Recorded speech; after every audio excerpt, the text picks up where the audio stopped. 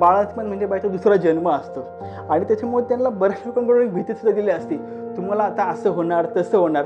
या सगळ्या अफवा पण एकचं घर तिच्या डोक्यामध्ये असतं आणि एका ठिकाणी निर्माण दिलेला विश्वास, या गोष्टी घडतील तुझ्याबरोबर पण तू घाबरून जाऊ नको, कारण पुढे या जरी गोष्टी घडल्या ना तर पुढचा काळ थोडी चांगलंच असेल.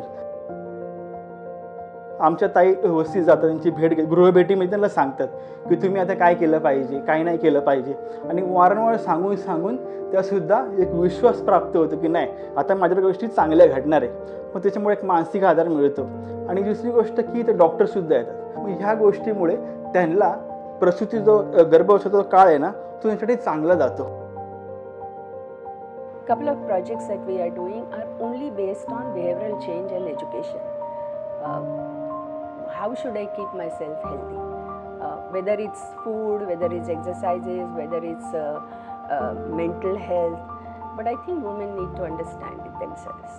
Because if you wait for somebody else to create it for you, it's not going to happen.